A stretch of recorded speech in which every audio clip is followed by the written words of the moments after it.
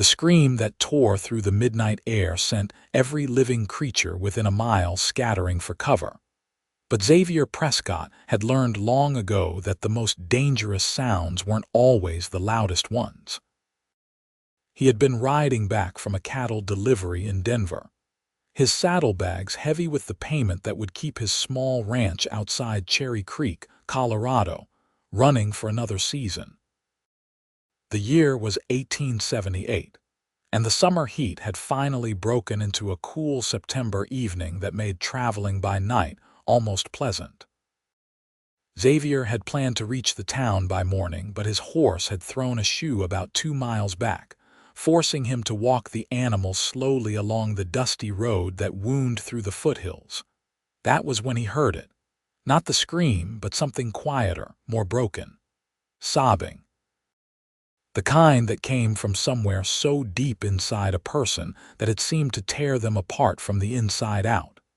Xavier was 32 years old, weathered by sun and hard work, with dark hair that needed cutting and eyes the color of storm clouds. He had seen his share of grief in this harsh land. He had buried his parents when cholera swept through their wagon train when he was 19. He had held friends as they died from gunshot wounds, snake bites, and simple bad luck. He knew the sound of someone losing a piece of their soul. The crying was coming from the small cemetery that sat on a hill overlooking Cherry Creek. The town itself was visible in the distance, its scattered lights like fallen stars against the darkness.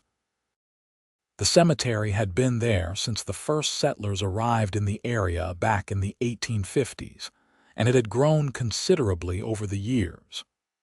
Wooden crosses and occasional stone markers dotted the hillside, surrounded by a split-rail fence that was missing more posts than it had standing. Xavier tied his horse to the fence and walked quietly up the hill. He could see her now, a silhouette against the starlight, kneeling beside a fresh grave. The dirt was still mounded high, not yet settled by rain and time. She wore a dark dress that pooled around her on the ground, and her shoulders shook with each sob. He stopped about 10 feet away, unsure whether to speak or leave her to her grief. But something about the complete abandonment in her crying, the way she seemed to be pouring herself out onto that grave, made him think she should not be alone. Not tonight. Xavier did not say anything. He simply walked over and sat down on the ground beside her, close enough that she would know she was not alone, far enough that he was not intruding on her space. She did not acknowledge him at first, just kept crying, her hands pressed into the dirt of the grave as though she could dig through it and pull back whoever lay beneath. The moon slowly traced its path across the sky. Hours passed. Eventually, her sobs quieted to hiccuping breaths, then to silence. She did not move away from the grave, and Xavier did not move away from her. He sat with his arms resting on his knees, his hat tipped back, watching the stars wheel overhead. When she finally spoke, her voice was hoarse and raw. "You do not know me."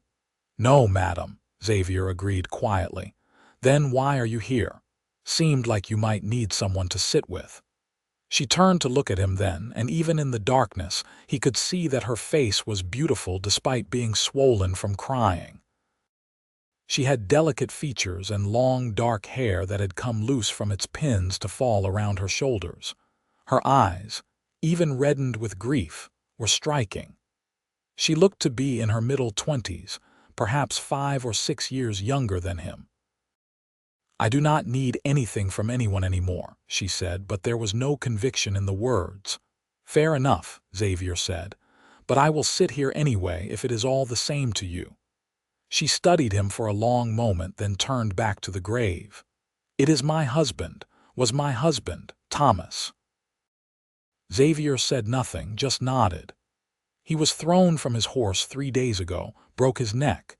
He was dead before he hit the ground," the doctor said, like it should make it better that he did not suffer. "I am sorry," Xavier said, and meant it. "We had been married for 8 months."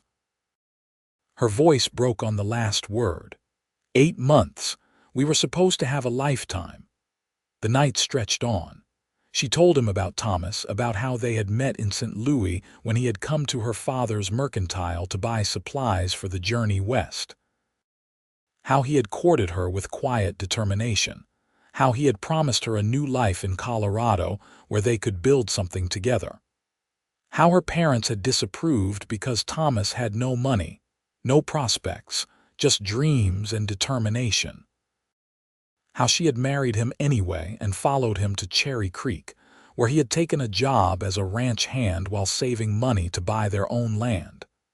"We were so close," she whispered. "Another year and we would have had enough. We were going to buy that property south of town, the one with the creek running through it. Thomas wanted to raise horses. He was so good with them. And then one stupid moment, one spooked horse, and everything is gone." Xavier listened without interrupting. He had learned that sometimes people did not need advice or platitudes. They just needed someone to hear them. The sky began to lighten in the east, painting the horizon with shades of purple and pink. The stars faded one by one. She had been silent for the past hour, just sitting beside the grave with Xavier beside her. When the first rays of sun broke over the mountains, turning the landscape gold, she finally stood up.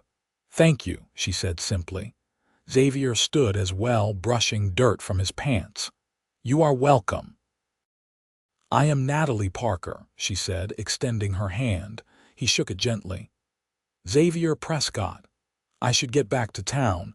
I am staying at the boarding house until I figure out what to do next." "I will walk you," Xavier offered. They made their way down the hill together, Xavier leading his limping horse. The town was beginning to wake up, smoke rising from chimneys, the sound of a rooster crowing somewhere nearby. Cherry Creek was not a large town, maybe 300 people on a good day, but it had the essentials.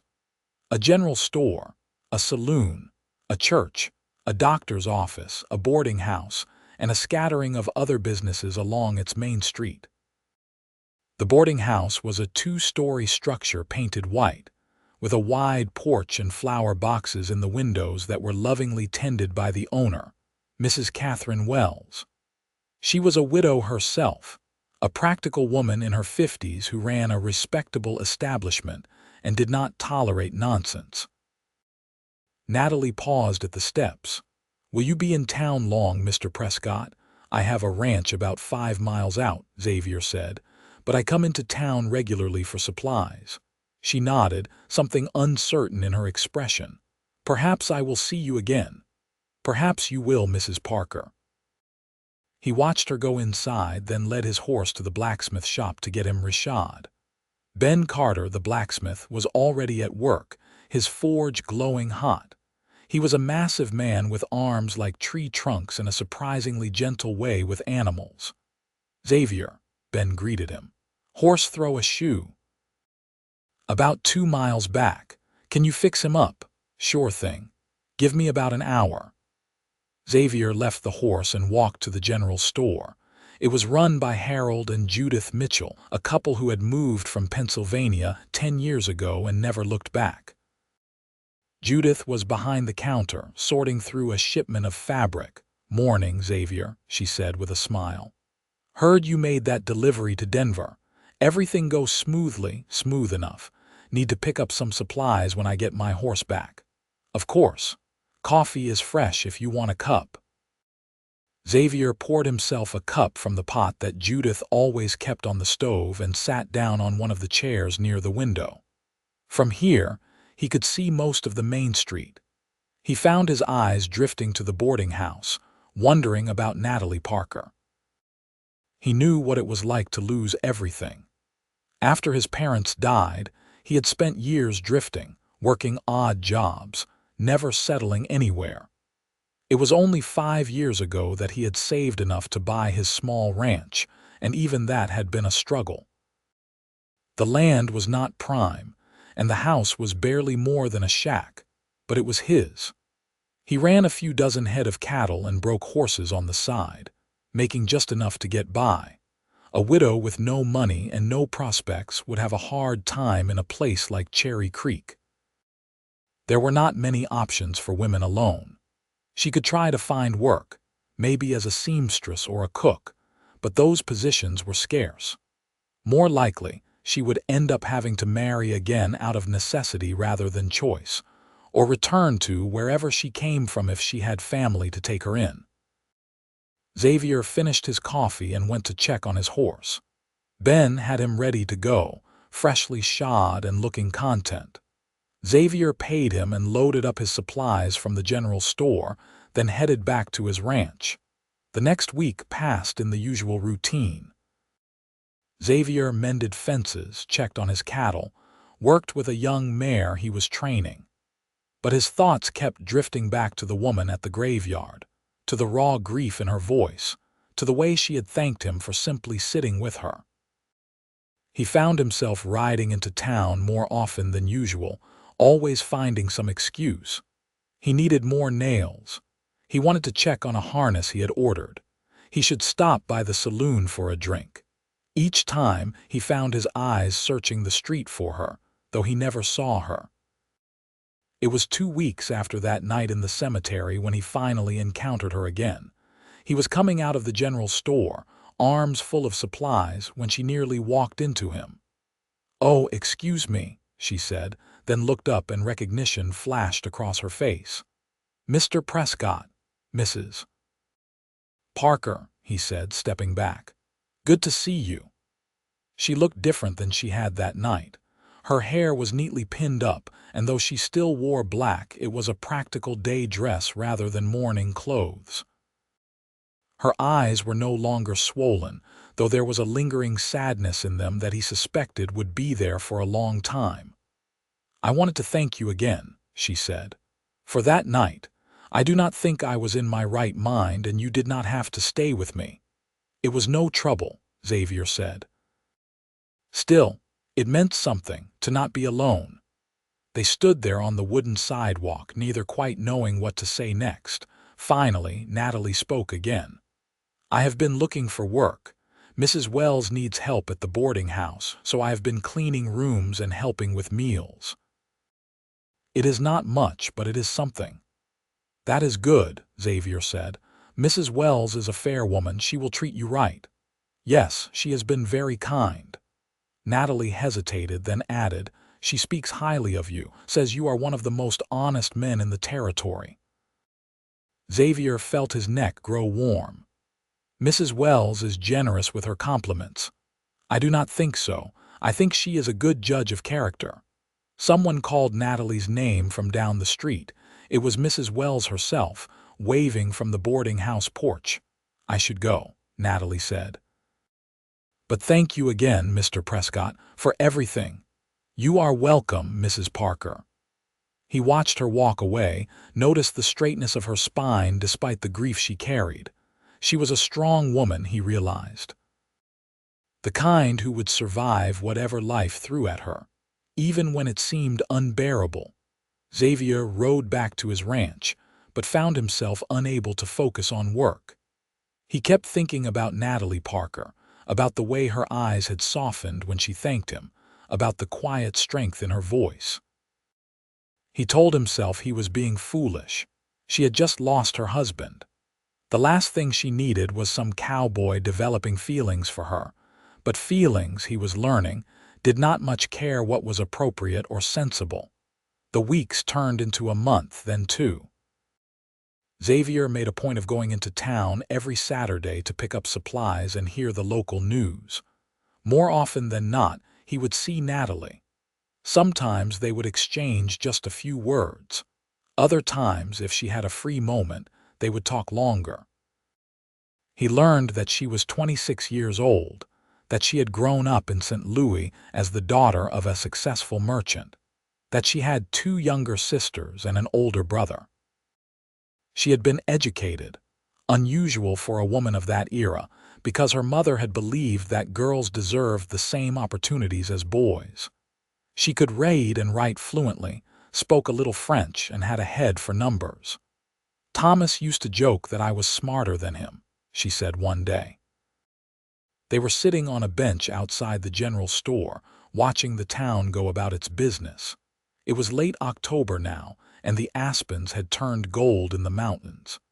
He said once we had our ranch, I would have to manage all the finances because he could barely add 2 and 2. Was he right? Xavier asked. She smiled, a real smile that lit up her face. Yes, he was terrible with numbers, but he had other gifts. He could gentle the most wild horse, could read weather like a book, never forgot a face or a name. We would have made a good team. You still could, Xavier said carefully. Make a good team with someone, I mean. Someday. The smile faded. Maybe, but it feels impossible to imagine right now. Xavier nodded, not pushing. They sat in companionable silence, watching the world go by. He did not plan to court her. He told himself that again and again. She was in mourning, she was vulnerable, it would be wrong. But he could be her friend. That was acceptable, was it not? To offer friendship to someone who needed it, so he did. He started making regular trips into town, always with some excuse, always hoping to see her. When he did, they would talk. Sometimes about serious things, sometimes about nothing at all. She told him about St. Louis, about the buildings that stretched multiple stories high, about the steamboats on the Mississippi River, about the shops that sold goods from around the world. He told her about growing up on a wagon train, about learning to rope and ride before he could barely walk, about the freedom of open spaces and endless sky. Winter came to Colorado with a vengeance. Snow piled high in the mountains, and the temperature dropped so low that water froze solid in the horse troughs every night. Xavier's work became harder, more focused on simply keeping his animals alive through the brutal cold. But he still rode into town every Saturday, now on practical necessity as much as anything else. He needed supplies, needed to check that everything was holding up, needed to see that Natalie was all right. One particularly brutal Saturday in January of 1879, he arrived in town to find the boarding house in chaos. Mrs. Wells had slipped on ice and broken her leg. The doctor had said it, but she was laid up in bed, unable to manage the boarding house or care for her guests. Natalie had taken over completely. When Xavier knocked on the door to check on things, she answered looking exhausted but determined. Her hair was coming loose from its pins, there was flour on her apron, and her sleeves were rolled up to her elbows. "Mr. Prescott," she said. "If you need a room, I have one available on the second floor." "I am here to see if you need help," he said. "Heard about Mrs. Wells." Relief flooded her face. "Oh, thank goodness. Yes, I could use help. The wood box is nearly empty and I cannot manage the heavy logs myself." Xavier spent the next several hours helping around the boarding house. He split and carried wood, fixed a loose step on the front porch, repaired a broken shutter, and helped Natalie serve supper to the guests. It was honest work, the kind he was used to, and he found he did not mind it at all. When the guests had retired for the evening and everything was cleaned up, Natalie made them both coffee and they sat in the kitchen, too tired to speak much. "I do not know what I would have done without your help today," she said finally. "Mrs. Wells usually manages everything so smoothly." "I had no idea how much work it took." "You did fine," Xavier said. "Better than fine." "I burned the biscuits for lunch," she pointed out. "Only a little. They were still edible." She laughed, and Xavier realized it was the first time he had heard her truly laugh. The sound made something warm bloom in his chest. "Stay," she said impulsively. "Tonight, I mean. Take one of the rooms. It is too late and too cold to ride back to your ranch now." Xavier knew he should refuse, knew that staying here, being this close to her, was dangerous for his peace of mind. But he was tired, and it was cold, and the thought of her smile made him say yes. He took the room she offered, a small but clean space on the second floor. He lay in the narrow bed, listening to the wind howl outside, thinking about Natalie Parker. Somewhere along the way, without meaning to, without wanting to, he had fallen in love with her. The realization should have scared him. Instead, it felt inevitable, like something that had been coming since the moment he sat down beside her in that graveyard. The next morning, he came downstairs to find Natalie already in the kitchen, preparing breakfast for the guests. She looked up when he entered, and something passed between them, some wordless acknowledgement of change. "Good morning," she said softly. "Morning," he replied. He helped her serve breakfast, then checked on Mrs. Wells, who was grumpy but recovering. Before he left, he pulled Natalie aside. "I will come back next Saturday," he said, "to help with anything you need." "You do not have to do that," she said, but her eyes were hopeful. "I know. But I want to." She reached out and touched his hand just briefly. "Thank you, Xavier." It was the first time she had used his given name. He rode back to his ranch with his heart pounding in his chest, feeling like a schoolboy with his first crush. It was ridiculous. He was a grown man, weathered and practical, not given to flights of fancy. But Natalie Parker had gotten under his skin, into his heart, and he did not know what to do about it. The weeks that followed established a new pattern. Xavier would ride into town every Saturday and spend the day helping at the boarding house. He and Natalie worked side by side, falling into an easy rhythm. She would cook, he would carry. She would clean, he would repair. They talked while they worked, learning more about each other with each passing week. Mrs. Wells recovered slowly, but even when she was back on her feet, she seemed content to let Xavier continue helping. She was a sharp woman, and Xavier suspected she saw what was developing between him and Natalie. If she disapproved, she never said anything. It was in early March, with spring starting to show itself in small green shoots pushing through the snow, that things changed again. Xavier had just finished repairing the boarding house gate when Natalie came out with 2 cups of coffee. "Walk with me," she asked. They walked down the main street, nodding to neighbors, then turned onto the path that led up to the cemetery. Xavier's heart clenched. They had not been back here together since that first night. Natalie led him to Thomas's grave. The marker was a simple wooden cross with his name and dates carved into it. The grave had settled now, covered with dead grass and a dusting of snow. "I come up here every Sunday after church," Natalie said quietly.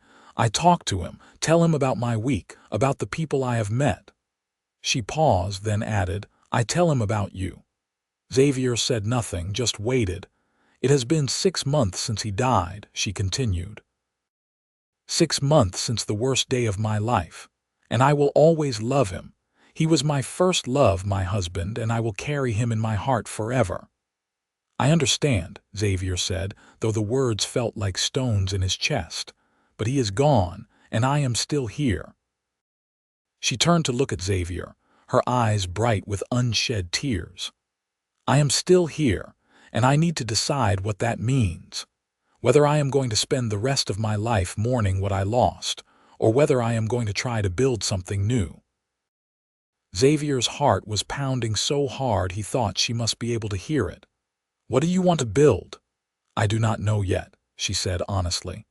"But I know that, when I think about the future, when I let myself imagine being happy again, you are there."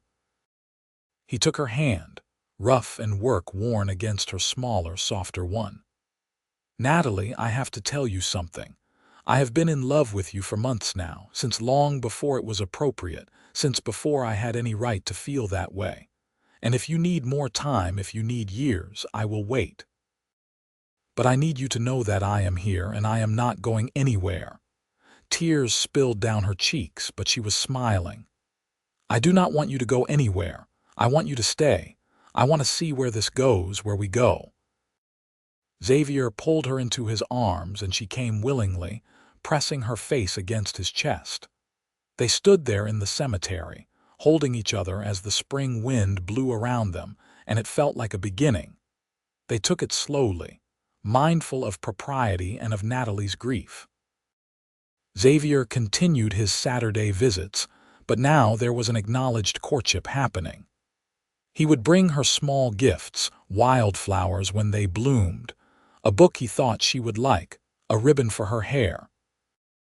She would save him portions of her best cooking, would laugh at his stories, would look at him with eyes that grew warmer each week.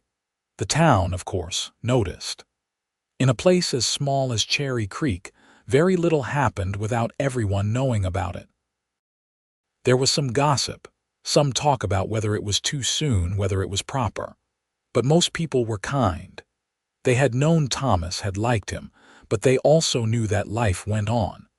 Natalie was young and needed to survive, and Xavier Prescott was a good man. By summer, they were inseparable whenever Xavier was in town. They would take walks together, would sit on the boarding house porch in the evening talking while Mrs. Wells watched from the window with an approving smile. He met the other people in Natalie's life, the friends she had made during her short time in Cherry Creek. She proved popular among the women in town, her education and friendly manner making her someone people enjoyed being around. One day in July, Xavier took Natalie out to see his ranch. She had never been there before, and he was nervous about showing it to her. The house was small and rough, the land was not the best, and he knew it was nothing compared to what Thomas had promised her. But when they rode up to the property, Natalie's face lit up. "Xavier, it is beautiful." "It is small," he said apologetically. "It is perfect," she insisted. She dismounted and walked around, taking in everything. The house with its covered porch, the barn that Xavier had built himself, the corral where his horses grazed. The view of the mountains in the distance, the creek that ran along the eastern boundary of the property. "This is yours," she said wonderingly. "You built this." "Most of it," he agreed. "Been working on it for 5 years now." She turned to him, her expression serious. "Show me everything." "I want to see all of it." He did. He showed her the house, small but sturdy, with 2 rooms and a loft. Showed her the barn where he kept his horses and equipment. Walked her along the property lines, pointing out where he hoped to expand someday, where he thought a bigger house could be built, where a garden might thrive. "Thomas and I were saving for land," Natalie said as they sat by the creek, watching the water rush past. "We had almost enough. Sometimes I think about what might have been, about the ranch we would have built together. But then I feel guilty because I am happy here with you, and it feels like a betrayal." Xavier took her hand. "It is not a betrayal to be happy, to move forward. Thomas loved you, and I have to believe he would want you to have a good life, even without him." "I know you are right," she said, "but grief is complicated." "Yes, it is," he agreed. She leaned her head on his shoulder. "Ask me, Xavier," his heart stuttered. "Ask you what? You know what?" He did. He had been carrying his grandmother's ring in his pocket for 2 weeks now, waiting for the right moment. Maybe there was no perfect time, no moment that would feel exactly right. Maybe you just had to leap and trust that the ground would be there to catch you. Xavier stood up and pulled Natalie to her feet. Then he knelt down on one knee, pulling the ring from his pocket. It was a simple gold band with a small sapphire, worn smooth from years of wear. "Natalie Parker, would you do me the honor of becoming my wife? I know I am not rich, and this ranch is not much, but I love you with everything I have. I will spend every day of my life trying to make you happy, trying to build a life with you that is worth living." She was crying again, but these were happy tears. "Yes, yes, Xavier, I will marry you." He slipped the ring onto her finger and stood, pulling her into his arms and kissing her for the first time. It was sweet and gentle and full of promise, and when they finally pulled apart, they were both smiling. They set the wedding for September, a year after Thomas's death. It felt appropriate, a respectful amount of time while still allowing them to move forward. Mrs. Wells insisted on hosting the reception at the boarding house, and half the town volunteered to help with preparations. Those months of planning were some of the happiest of Xavier's life. He worked on expanding the house, building an additional room and a proper kitchen. Natalie spent her free time sewing curtains and quilts, preparing to make the ranch house a home. They would spend Sundays together, after church, walking or riding or simply sitting and talking about their future. The wedding day arrived clear and beautiful, the aspens just starting to turn gold again.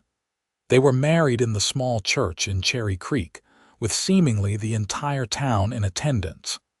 Natalie wore a dress of cream-colored silk that Mrs. Wells had helped her make, and Xavier wore his best suit, bought specially for the occasion. When the minister pronounced them husband and wife, when Xavier kissed his bride, he thought about that night in the cemetery a year ago. How he had sat beside a grieving stranger, never imagining that she would become his entire world.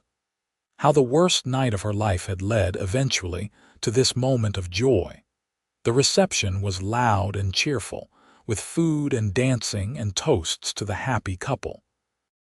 As the evening wore on and they prepared to leave for Xavier's ranch, now Natalie's home too, Mrs. Wells pulled them both aside. "You two are good together," she said, her eyes misty. "You have both known loss, both known grief, and you found each other anyway. That is something special. Do not take it for granted." "We will not," Natalie promised, hugging the older woman. "Thank you for everything, for taking me in when I had nowhere to go, for helping me find my way again." "You found your own way, dear," Mrs. Wells said. "I just provided a place to stay while you did it." Xavier and Natalie rode back to the ranch together, the stars brilliant overhead, the night air cool and fresh. When they arrived, Xavier insisted on carrying her over the threshold, both of them laughing as he nearly dropped her. The house glowed with lamplight, warm and welcoming. Natalie walked through slowly, taking in all the changes Xavier had made. The new kitchen with its cast iron stove, the bedroom with the bed frame he had built himself, the curtains she had sewn hanging in every window. "It is perfect," she said softly. "It is home." They stood in the middle of their small house, holding each other, and Xavier sent up a silent prayer of gratitude for the strange twists of fate that had brought them together. Their first year of marriage was an adjustment, as all first years are. They learned each other's habits, learned how to work together, learned how to fight and make up. Natalie threw herself into life on the ranch with determination. She learned to care for the chickens Xavier bought her, planted a vegetable garden that flourished under her care, even learned to help with the horses despite her initial nervousness around them. Xavier, in turn, learned to appreciate having someone to share his life with. After years of living alone, of quiet evenings with only his own thoughts for company, he discovered the joy of coming home to find Natalie waiting, of sharing meals and conversation, of falling asleep with her in his arms and waking to her smile. They worked hard, both of them. The ranch required constant attention, and money was always tight. But they were building something together, and that made even the hardest days worthwhile. One evening in late spring of 1880, they were sitting on the porch watching the sunset when Natalie spoke. "Xavier, I need to tell you something." He looked at her, noting the nervous excitement in her expression. "What is it?" "I am pregnant. We are going to have a baby." Joy flooded through him. He pulled her close, kissing her soundly. "Are you sure when?" "Late autumn, the doctor thinks." "November or December." That night, lying in bed with Natalie asleep beside him, Xavier thought about the future. About a child running through these rooms, learning to ride, helping with the ranch. About watching Natalie become a mother, about becoming a father himself. It was terrifying and wonderful in equal measure. The pregnancy was not easy. Natalie was sick for the first few months, could barely keep anything down. Xavier hovered anxiously, unsure how to help, feeling helpless in the face of her discomfort. But she weathered it with her characteristic determination. And by summer, she was feeling better, her belly growing round with their child. They prepared for the baby's arrival together.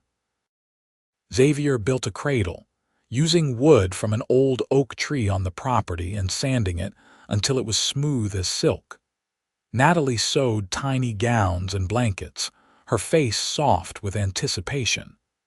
Mrs. Wells and the other women from town threw her a small party, gifting her with all manner of baby supplies. In late November, on a night when the first real snow of winter was falling, Natalie's labor began. Xavier rode like fury to fetch the doctor and Mrs. Wells, then paced the small house anxiously while they attended to his wife. The sounds of her pain tore at him, made him want to do something, anything to help. But there was nothing he could do except wait. Finally, after hours that felt like years, he heard a new sound.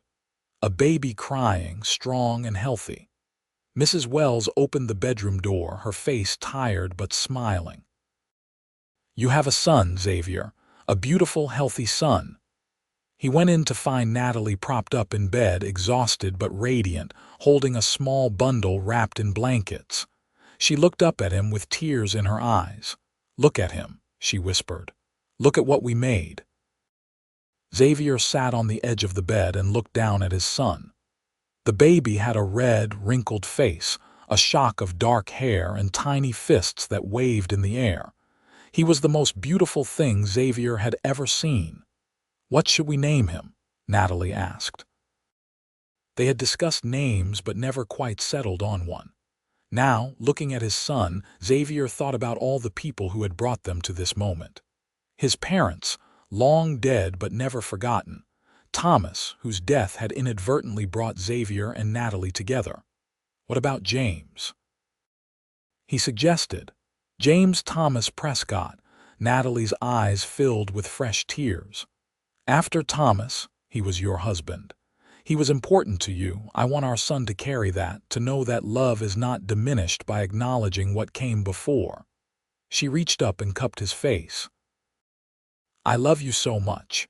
You are the best man I have ever known." Little James was a good baby as babies go. He slept reasonably well, ate hungrily, and seemed content to be passed from person to person when visitors came to meet him, and there were many visitors. It seemed everyone in Cherry Creek wanted to meet the Prescott baby, to bring gifts and advice and congratulations. Life settled into a new rhythm. Natalie managed the house and cared for James while Xavier handled the ranch work. In the evenings, they would sit together, Xavier holding his son while Natalie worked on mending or sewing, both of them marveling at this new life they had created. The years passed, marked by the changing seasons and the steady growth of their son. James learned to crawl, then walk, then run. He followed Xavier everywhere, a tiny shadow who wanted to do everything his father did. Xavier taught him to ride, to rope, to care for the animals. Natalie taught him to read and write, to mind his manners, to be kind. When James was 3, Natalie announced she was pregnant again. This time, the pregnancy was easier, and in the spring of 1884 they welcomed a daughter into the world. They named her Rose for Natalie's mother, and she was as different from James as could be. Where he was sturdy and adventurous, she was delicate and thoughtful. Where he loved being outside, she loved sitting quietly with her mother, learning to sew and cook. Their little family felt complete. The ranch was prospering, slowly but steadily. They had expanded their herd, improved the house, built a proper barn. Xavier had a reputation as an honest rancher and a skilled horse trainer. Natalie had become a pillar of the Cherry Creek community, helping with the church and the school, always ready to assist a neighbor in need.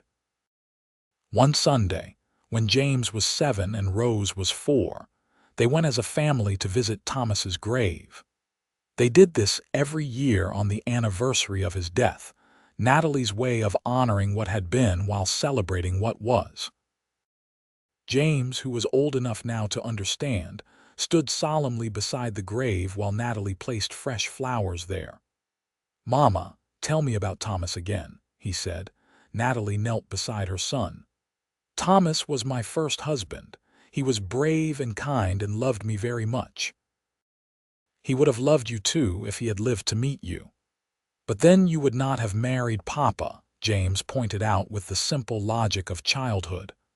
"That is true," Natalie agreed. "Life is strange that way.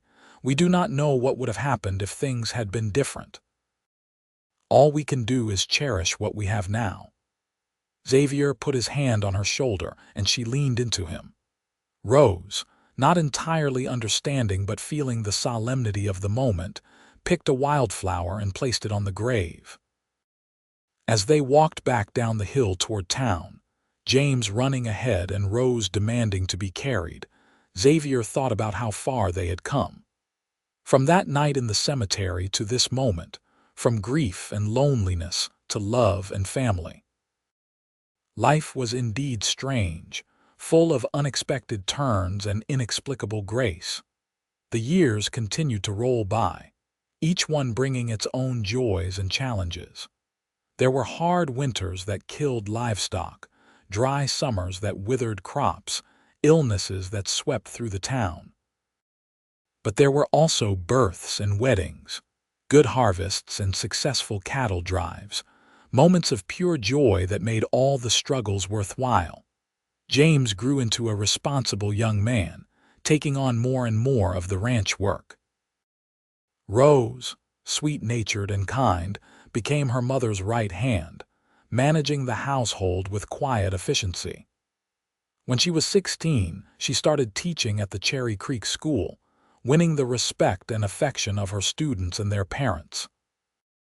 Xavier and Natalie, now in their 40s, watched their children with pride and satisfaction.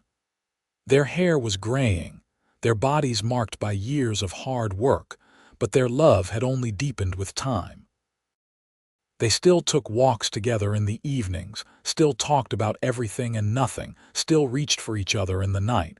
One evening, sitting on the porch as the sun set, Natalie suddenly laughed. "What is funny?" Xavier asked. "I was just thinking about the night we met. How I was drowning in grief, certain my life was over. I could not have imagined this, all of this." She gestured at the ranch, at the house they had built together, at James working in the barn and Rose hanging laundry. "I imagined it," Xavier admitted. "From almost the first moment I saw you, I imagined building a life with you.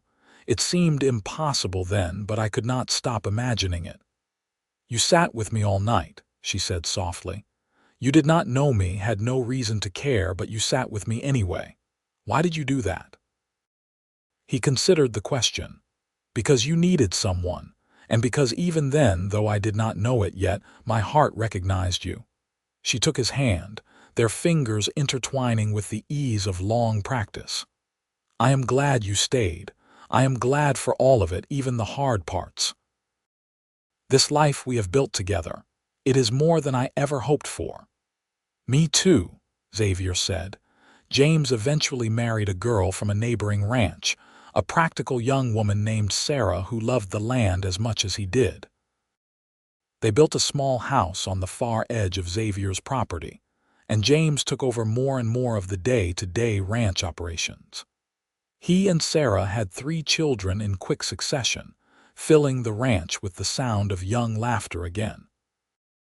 Rose, more particular in her affections, did not marry until she was 25. She chose a school teacher from Denver who had come to Cherry Creek looking for a quieter life. They moved into town, where Rose continued teaching and started a small lending library out of their home. Xavier and Natalie, now grandparents, found themselves with more time than they had had in years. The ranch was in capable hands, Their children were settled and happy, and they could finally slow down a bit. "What do you want to do with all this time?" Natalie asked one morning. "Travel, maybe," Xavier suggested. "You always talked about wanting to see more of the country. We could take a train east, visit your family in St. Louis." Her face lit up. "Really? You would want to do that?" "I would want to do anything with you," he said simply. So they did. They took a train to St. Louis, where Natalie was reunited with her sisters and brother, all of them older now with families of their own. Xavier met his in-laws for the first time, finding them to be gracious and welcoming despite their earlier disapproval of Natalie's first marriage. They visited museums and theaters, walked along the Mississippi River, experienced city life with the wonder of people long accustomed to wide, open spaces. But after 2 weeks, they were both eager to return home. The city was interesting, but it was not theirs. Home was Cherry Creek, was the ranch, was the mountains and the sky and the land they had worked so hard to tame.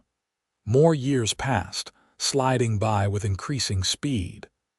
Xavier's hair turned completely white. His back developed a permanent ache from decades of ranch work. Natalie's hands grew gnarled with arthritis, making sewing difficult, though she persisted anyway. But they were healthy, all things considered, and happy in the life they had built. One autumn day in 1902, when Xavier was 56 and Natalie was 50, they rode together up to the cemetery. It had been 24 years since that first night, and they still visited regularly, though now they came to tend not just Thomas's grave but others as well. Friends and neighbors who had passed, Mrs. Wells who had died peacefully in her sleep 5 years earlier, others they had known and loved. They stood beside Thomas's grave, the wooden marker long since replaced with a proper stone that Xavier had commissioned years ago. Natalie placed flowers there, as she always did. "You ever regret it?" Xavier asked quietly. "The life you might have had with him?" "No," Natalie said without hesitation. "I loved Thomas and I mourned him, and I will always honor his memory, but my life with you has been everything I could have asked for. You gave me children, a home, a purpose. You gave me love, Xavier, the kind that lasts and deepens and becomes part of who you are." He pulled her close, and they stood there together, two people who had found each other in the darkest moment and built something beautiful out of shared grief and unexpected love. As the sun began to set, painting the sky in shades of orange and pink, they walked hand in hand back down the hill toward town. In the distance, they could see their ranch, smoke rising from the chimney where James and Sarah were preparing supper. Their grandchildren would be running around, full of energy and noise. Rose and her husband would probably be there too, Sunday being family dinner night. "Race you home," Natalie said suddenly, with the impish smile that had never quite left her despite the years. "You are on," Xavier replied, and they both broke into a run, laughing like the young people they had once been. The years continued their steady march. Xavier and Natalie grew old together, their bodies slowing but their spirits remaining strong. They watched their grandchildren grow up, welcomed great-grandchildren into the world. The ranch passed fully to James, who proved to be as capable a rancher as his father. Rose's lending library grew into the official town library, with a proper building and everything. Cherry Creek itself changed with the times. The railroad came through, bringing more people and more commerce. The main street got wooden sidewalks, then eventually proper paving. Automobiles appeared, those strange horseless carriages that Xavier viewed with suspicion and Natalie with fascination. But some things did not change. The mountains still stood eternal against the sky. The creek still ran clear and cold. And Xavier and Natalie still loved each other with the depth and constancy that had defined their marriage from the beginning.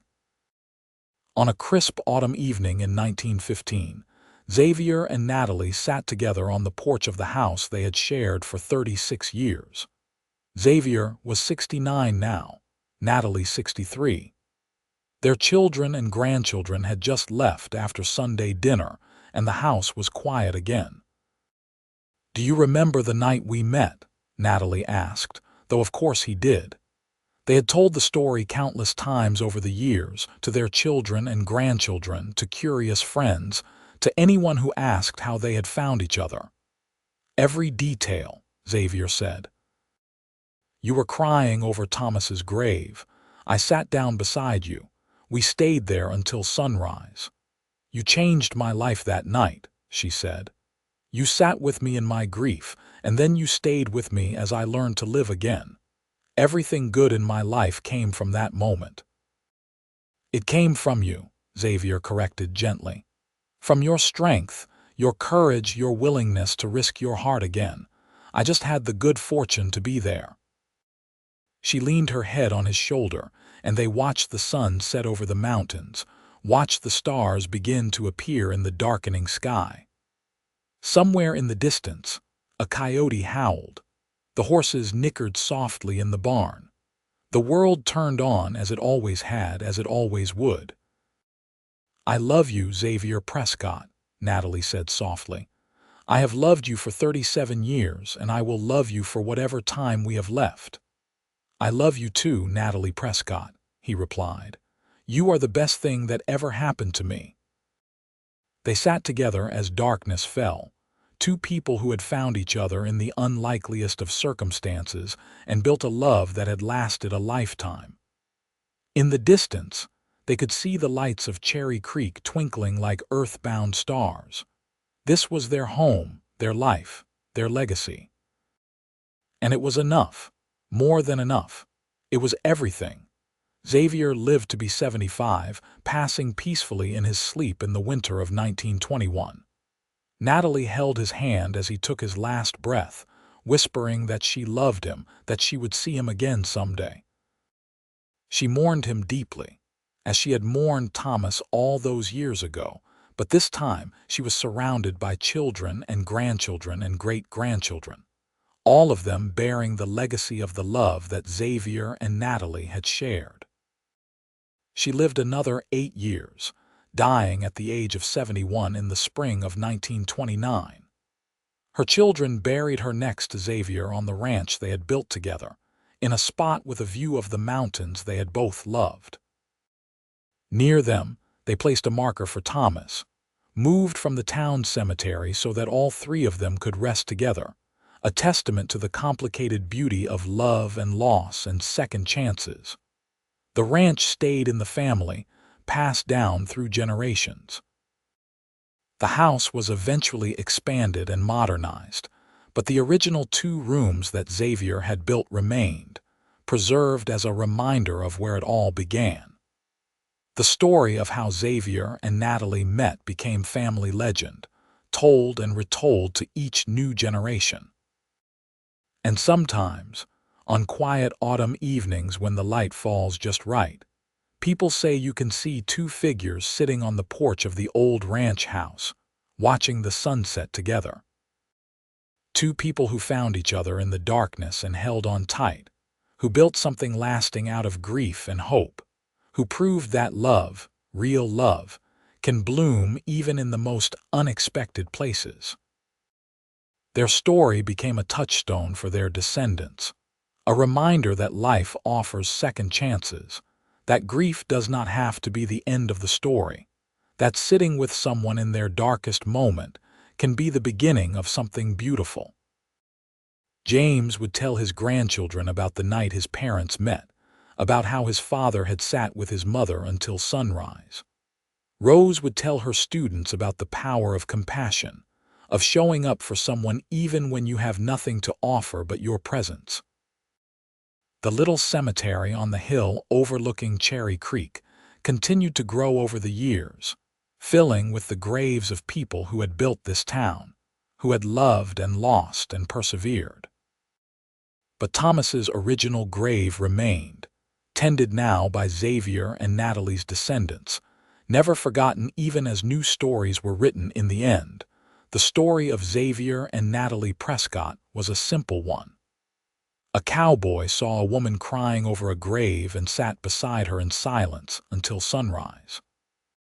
From that single act of compassion grew a love that spanned decades, a family that continued through generations, a legacy of kindness and connection that rippled outward in ways neither of them could have imagined. It was not a story of grand gestures or dramatic rescues. It was a story of small moments that added up to a lifetime, of sitting in silence when silence was needed, of showing up day after day, year after year, of choosing love even when love seemed impossible, even when the heart was broken, even when the future was uncertain. It was a story of the Wild West, of harsh land and hard work, of people who carved lives out of the wilderness through sheer determination and grit. But more than that, it was a story of what makes us human, of our capacity for compassion and connection, of our ability to heal and grow and love again. And though Xavier and Natalie were gone, their story lived on in the land they had tended, in the children they had raised, in the love they had shared. It lived on in the old ranch house where their great-great-grandchildren now played. It lived on in the cemetery where 3 graves rested side by side, a monument to the complicated, beautiful nature of the human heart. The sun rose and set over Colorado, as it always had. The seasons turned, bringing snow and rain and sunshine. Life went on as it always does. But the story of that September night in 1878, when a cowboy sat beside a grieving widow until sunrise, remained. A reminder that sometimes the most important thing we can do is simply be present, to sit with someone in their pain, to offer our silent solidarity in the face of loss. From that single night grew everything, a whole life, a whole family, a whole world of love and possibility. And that, in the end, was the real miracle. Not that Xavier and Natalie found each other, but that they had the courage to build something together despite their grief, despite their fear, despite every reason to keep their hearts closed and safe. They chose love. They chose hope. They chose each other. And in doing so, they created something that lasted far beyond their own lives, something that continued to inspire and teach long after they were gone. Their love story became part of the fabric of Cherry Creek, woven into the history of the town and the land, a testament to the enduring power of human connection. And so the story ends where it began, in a cemetery on a hill overlooking a small Colorado town. But this time, it is not a place of lonely grief but of peace and completion. Xavier and Natalie rest together, their long journey finished, their love story told. Around them, the aspens turn gold in the autumn light. The wind whispers through the grass. The mountains stand eternal against the sky. And somewhere, perhaps, 2 souls walk hand in hand through whatever comes after. Still together, still in love, still grateful for that September night when a cowboy saw a woman crying over a grave and made the choice that would define both of their lives. He sat beside her in silence until sunrise, and from that simple act of kindness, everything else followed.